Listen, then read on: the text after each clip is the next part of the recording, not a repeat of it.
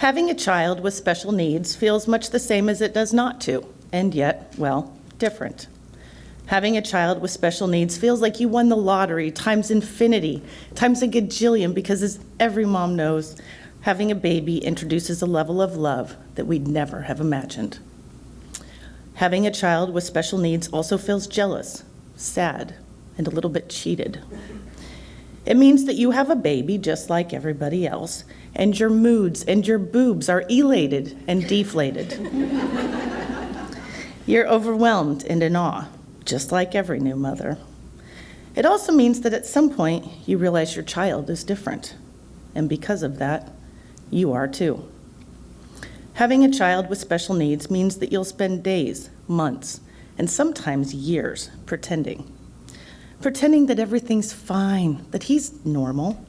You'll talk about delays and pretend to feel relieved when family and friends tell you not to worry about them. You want so badly to believe that every baby develops at his own rate that you'll try. You'll try to believe, and you may run with that for longer than makes sense because you don't know how to make sense of the fact that you know something's wrong. You'll have friends with children who are mere weeks apart from yours when it comes to biological age. When they're tiny, you won't see a lot of differences. You'll try not to focus on the small things and on the milestones. Your friends' kids will get older, as will yours. And all of a sudden, you'll see more and more. You'll notice differences. You'll see your friends pretending not to see them, reassuring you that your son will catch up, meaning well and trying to say the right thing. Again, you'll pretend to believe them. You may waver between devouring every developmental milestone checklist that you're able to find and pounding the delete key on your laptop when one of those annoying new baby emails enters your inbox with a subject line of, "He's 18 months and saying these words now." At some point, the lack of language brings you to a professional evaluation. You'll receive devastating news from a doctor, from early intervention, from a therapist, from a school. They'll confirm that you were right, that your child is not typical.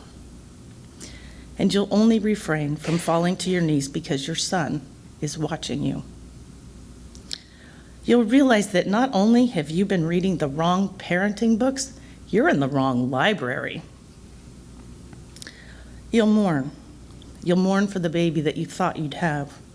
You'll cry for the injustice of being dealt an unfair hand. You'll have faith.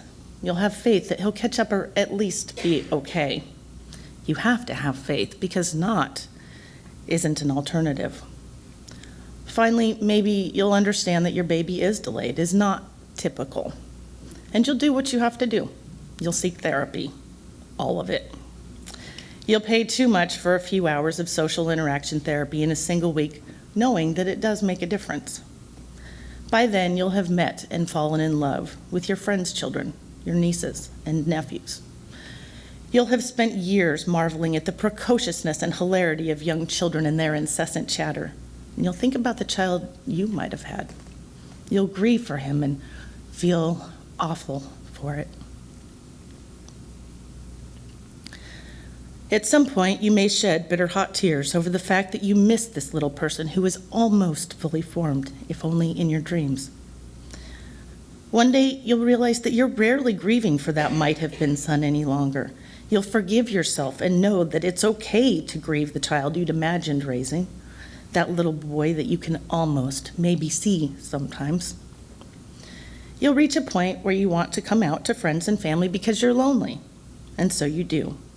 They say they're okay with it, but they don't really get it. And a part of you doesn't want them to get it because you don't want their pity.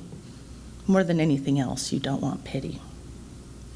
But you also understand that it's hard for them not to offer a bit when it's a situation that actually warrants some. In searching for answers, you'll look at your cards and realize that others are dealt a much more difficult hand, that some hands involve birthing babies fighting for their lives who die, who were incompatible with life. And you feel blessed because you are. You are blessed. Every mother is. Every parent is. On the flip side, one day you'll get on Facebook and see somebody complain that her 2-year-old called her fat. You'll feel jealous as hell that her 2-year-old knows what fat is, because your 4-year-old thinks you're perfect, fat and all. And then you realize maybe you're the lucky one, that having a 2-year-old call you fat makes for some funny blog material, but that having a 4-year-old thinks you're perfect is pretty perfect. You'll see that although his language sucks compared to that of his peers, when you say, "You're my favorite person in the whole wide world," and he pushes your face away with his silly little grin, that in his heart he's saying, "I know, Mommy, and you are mine." You'll see love that's bigger than you are. Life will be different than you'd imagined. But you know what? It's going to be just fine.